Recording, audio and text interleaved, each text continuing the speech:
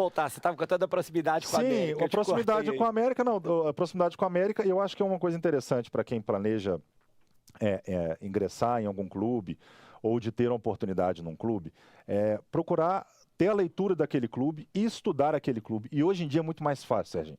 As informações estão mais à disposição. Hoje em dia você tem informação de quem são as pessoas, quais as eventuais lacunas que aquele clube tem, no histórico. E eu via que o América sempre teve uma tradição muito grande na base, o América sempre teve um DNA de formação, com craques mundialmente conhecidos, jogadores que serviram a seleção brasileira, jogadores que despontaram na Europa, jogador que é titular da seleção brasileira até hoje. Né? Hoje ainda, jogador que foi formado em Santa Luzia, o Danilo foi formado em Santa Luzia.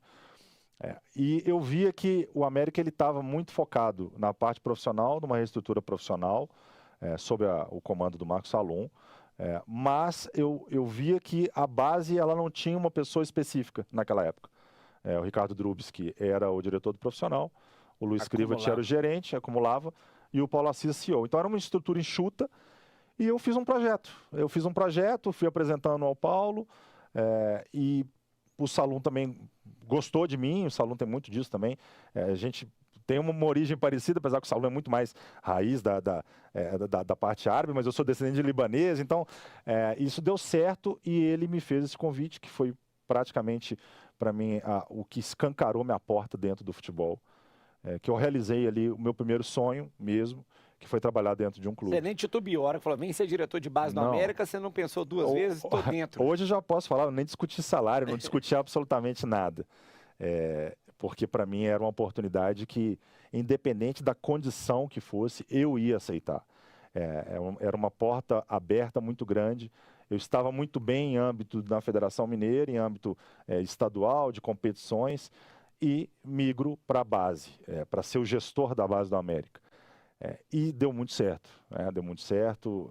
Acaba que os processos rascunhados, os jogadores captados, a gente vê o trabalho até hoje dando resultado na América. É isso que eu ia falar, talvez como não tinha esse diretor específico para a base, e a gente conhece muito a competência não só do Drubski quanto do Krivert, também tive a alegria de trabalhar com ambos, mas quando você passa a conviver na base o tempo inteiro, talvez o maior desafio tenha sido esse, né? Chegar e falar, opa, peraí, vamos criar normas, hierarquias, processos internos que as pessoas não estavam lá todo dia e não conseguiam ver, né? Então, e você já tendo feito todo esse estudo, essa parte da gestão, deve ter sido o seu maior, entre aspas, desafio de chegar no começo na base e colocar isso. E acho que também, emendar a pergunta, explicar para as pessoas o que é uma base de sucesso, né? Que não necessariamente a base de sucesso é a que vai ganhar os torneios, como a América já ganhou Copa São Paulo Júnior lá atrás, mas com o próprio Ricardo Drubski. É esse time, isso igual você falou, o âmbito da referência. Se você pegar hoje uma seleção brasileira de 11 titulares, 2 começaram na América, que é o Danilo e Richarlison,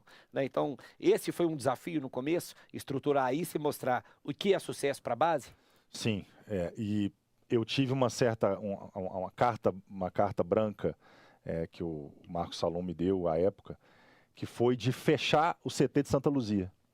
A gente tinha o América funcionando profissional e sub-20 no CT Lano Drummond, e as outras categorias todas em Santa Luzia, sub-17, sub-15, sub-14, e tinha o sub-14 com o sub-10, que era no Clube Topázio.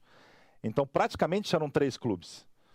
E eu já tinha, pela Federação Mineira, realizado vistorias lá no CT de Santa Luzia, com o Ministério Público, aí tem um pouco também de ordem natural de casa, minha mãe era do Ministério Público do Trabalho à época, e a gente via condições ali em Santa Luzia, atletas formados, mas que a gente podia congregar isso tudo dentro do Lano Drummond. Então foi uma primeira mudança muito grande, radical, que a gente fez no América, foi colocar a base inteira dentro do Lano Drummond. E eu lembro do Anderson Moreira, que era o técnico do time principal, que fez uma reunião comigo, eu com poucos dias de casa, e me cobrou isso. Mas o CT vai mudar com a presença dos jovens. Eu falei, Anderson, não vai interferir em nada o elenco profissional, a gente vai escalonar, ficamos lá no campo de baixo, o sub-14 treina com o sub-15, o 17 com o 20, então fica tranquilo. Foi uma mudança muito grande, e a base, a sua pergunta é ótima, porque a base, para mim, ela não é resultado de campo.